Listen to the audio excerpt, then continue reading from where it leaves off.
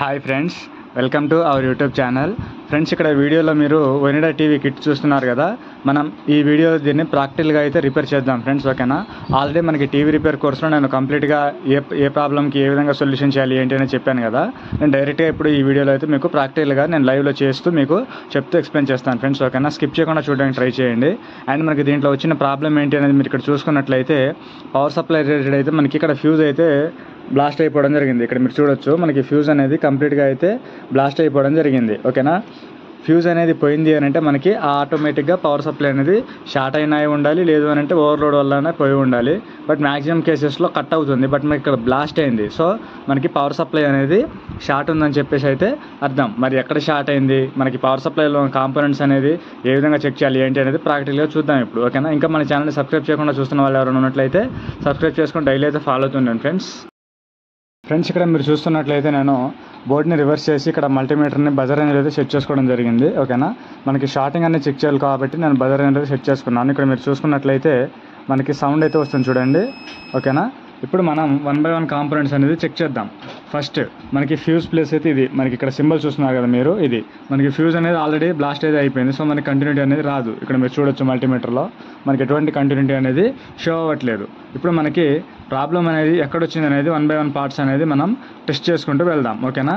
First ఇక్కడ మీరు చూసుకున్నట్లయితే మనకి ఈ సప్లై అనేది మనం 220 వోల్ట్ ఇన్పుట్ ఇచ్చిన తర్వాత ఈ ఫిల్టర్ కావచ్చు, లేదు అని అంటే మనకి ఇక్కడ లైన్ ఫిల్టర్ కాయిల్ ఉంటుంది కదా, దీని ద్వారా, అదేవిధంగా మనకి ఇక్కడ కెపాసిటీ ఉంటుంది, దాని ద్వారా కంప్లీట్గా మనకి డైవర్డ్స్ వరకు అయితే వస్తుంది, ఓకేనా. డైవర్డ్స్ ఏమన్నా షార్టింగ్ ఉన్నాయని చూద్దాం ఇప్పుడు. ఫర్ ఎగ్జాంపుల్ ఇక్కడ మీరు డైవర్డ్స్ అనేది అబ్జర్వ్ చేసుకున్నట్లయితే ఇక్కడ 1, 2, 3, 4, ఓకేనా. ఇక్కడ 4 డైవర్డ్స్ అనేది ఉండడం జరిగింది. క్లారిటీగా అబ్జర్వ్ చేయండి ఫ్రెండ్స్, నేను టెస్ట్ చేస్తున్నాను మల్టీమీటర్ సహాయంతో, ఓకేనా. ఇక్కడ మీరు చూసుకున్నట్లయితే మనకి ఇది మెయిన్ ఫిల్టర్. ఇదేంటి అని అంటే మనకి ఇక్కడ వోల్టేజ్ అనేది 320 వోల్ట్స్, అంటే మనకి 300 నుంచి 320 వోల్ట్స్ అనేది డీసీలో అయితే వస్తుంది, మన ఇచ్చిన ఇన్పుట్ వోల్టేజ్ అనేది 220, ఓకే. ఇప్పుడు మనం డైవర్డ్స్ అనేది టెస్ట్ చేద్దాం.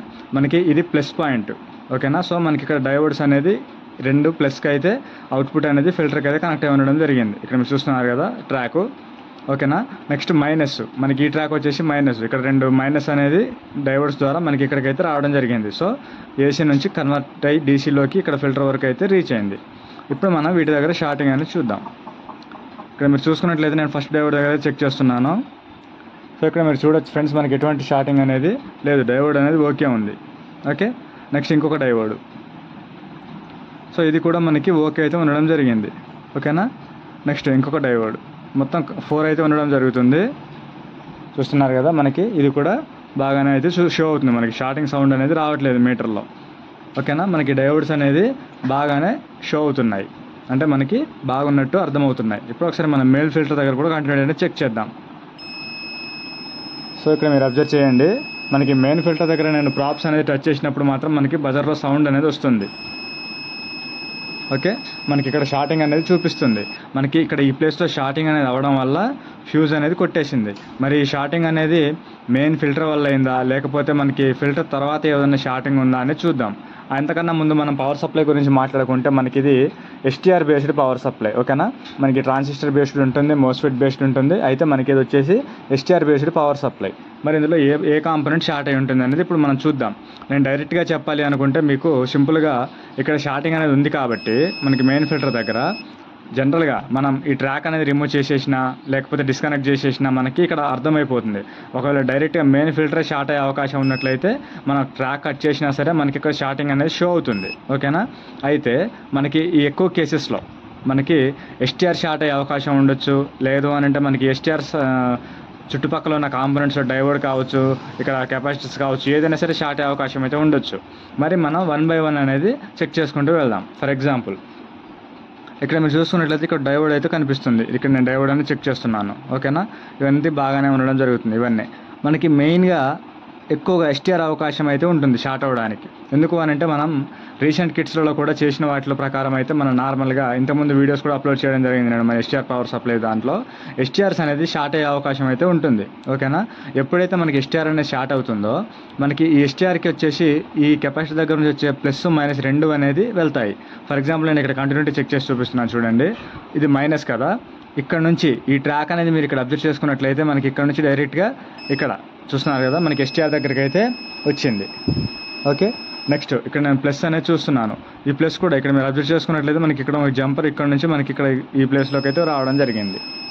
ఓకే, మనకి ఇక్కడ షార్టింగ్ అనేది ఉంది, బట్ మనకి దీని సైడ్ డైవర్ట్స్ అనేది బాగానే ఉన్నాయి. ఈ సైడ్ మాత్రమే షార్టింగ్ అనేది చూపిస్తుంది మనకి. అప్పుడు మనం ఏ విధంగా చెక్ చేసుకోవాలనేది చూపిస్తున్నాను చూడండి. మనకి ఇక్కడ మీరు చూడొచ్చు, మనకి 35 ohms ఆ విధంగా అయితే షో అవుతుంది షార్టింగ్ అనేది. మరి మన ఎస్టీఆర్ లెగ్స్ అనేది చెక్ చేద్దాం ఒకసారి. ఫర్ ఎగ్జాంపుల్ మనకి ఇక్కడ పాజిటివ్, అదేవిధంగా నెగిటివ్. ఇక్కడ నేను చూసుకున్నట్లయితే ఇక్కడ మీరు సేమ్ ఓమ్స్ అనేది షో అవుతుంది. ఓకేనా, మనం ఒకసారి ఎస్టీఆర్ అనేది రిమూవ్ చేసి మళ్ళీ కంటిన్యూటీ అనేది చెక్ చేద్దాం. ఓకేనా, ఒకసారి అబ్జర్వ్ చేస్తూ ఉండండి. సో ఫ్రెండ్స్, ఇక్కడ మనం ఎస్టీఆర్ని అయితే రిమూవ్ చేద్దాం. ఒక్కొక్క లెగ్ అనేది నేను డిసోల్డరింగ్ అనేది చేసుకుంటున్నాను. ఓకే,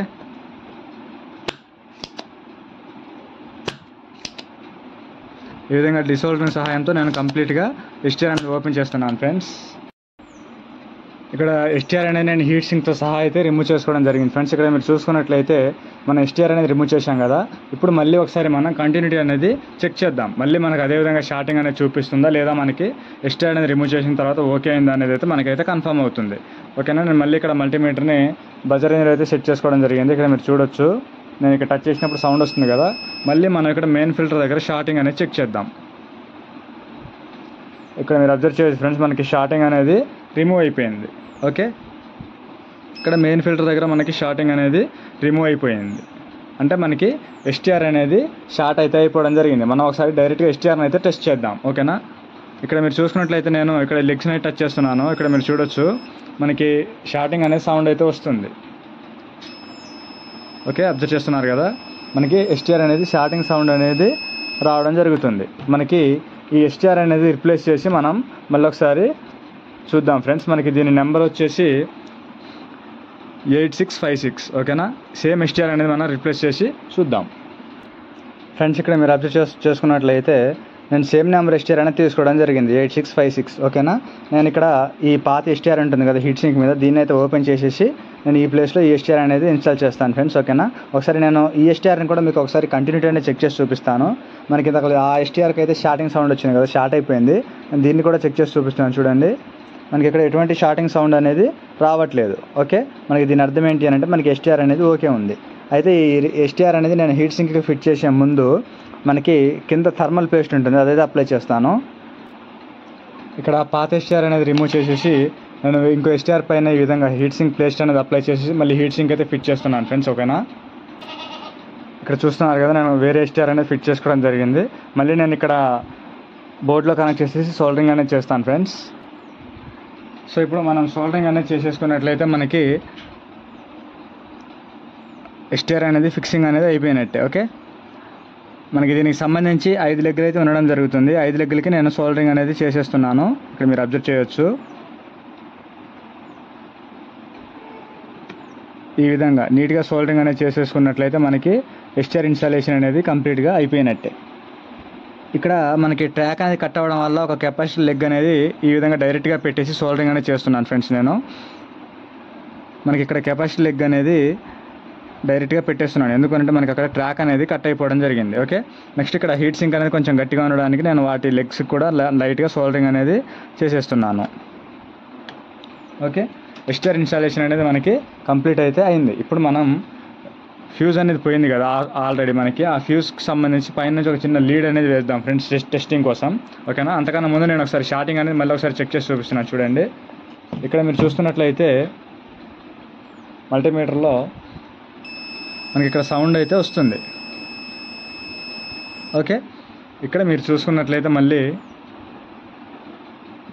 చూడొచ్చు, ఇక్కడ మనకి షార్టింగ్ అనేది రిమూవ్ అయితే అయిపోవడం జరిగింది. ఓకేనా, సో దీని అర్థం ఏంటి అని అంటే మనకి ఎస్టీఆర్ అనేది షార్ట్ అయిపోవడం వల్ల మనకి కంప్లీట్గా పవర్ సప్లై షార్ట్ అయిపోయి ఫ్యూజ్ అనేది కొట్టేసింది. ఇక్కడ మీరు చూడవచ్చు, నేను మార్చి పెడుతున్నాను ప్రోబ్స్ అనేది, మనకి ఎటువంటి షార్టింగ్ అనేది షో అవ్వట్లేదు. మన ఎస్టీఆర్ అనేది చేంజ్ చేసిన తర్వాత కూడా ఓకే ఉంది. ఇప్పుడు మనం ఫ్యూజ్ కోసం ఒక చిన్న లీడ్ అనేది లేదు అని అంటే మీరు డైరెక్ట్గా ఫ్యూజ్ అనేది రిప్లేస్ చేసినా సరే ఏం కాదు. ఓకేనా ఫ్రెండ్స్, ఇక్కడ మీరు చూస్తున్నారు కదా, నేను చిన్న లీడ్ అనేది ఈ విధంగా పైన నుంచి ఫ్యూజ్ టైప్లో అయితే వేసుకోవడం జరిగింది. ఓకేనా, ఇప్పుడు మనం ఒకసారి టీవీ అనేది ఆన్ చేసి చూద్దాం. ఓకే,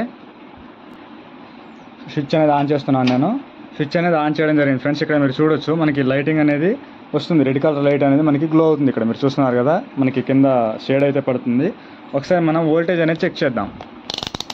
నేను మెయిన్ ఫిల్టర్ దగ్గర వోల్టేజ్ అనేది చెక్ చేస్తాను ఫ్రెండ్స్. మీకు ఆల్రెడీ వోల్టేజ్ డీటెయిల్స్ చెప్పాను ఎంత వస్తుంది ఏంటి అనేది. ఇక్కడ మీరు అబ్జర్వ్ చేయండి.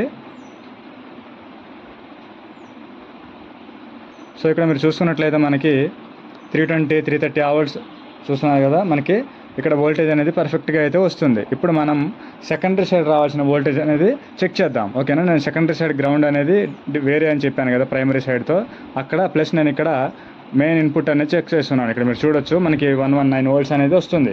సో మనకి దీని అర్థం ఏంటి అని అంటే కిట్ అనేది ఓకే అయింది, ఓకేనా. మనకి కిట్ అనేది పవర్ సప్లై ఫాల్ట్ అనేది ఎస్టీఆర్ ద్వారా వచ్చింది. రిపేర్ చేసిన తర్వాత మనం ఓకే కండిషన్లోకి అయితే వచ్చేసింది. సో మనకి ఈ విధంగా అయితే ప్రాసెస్ అనేది ఫాలో అవుతూ రిపేర్ చేయాల్సి ఉంటుంది, ఓకేనా.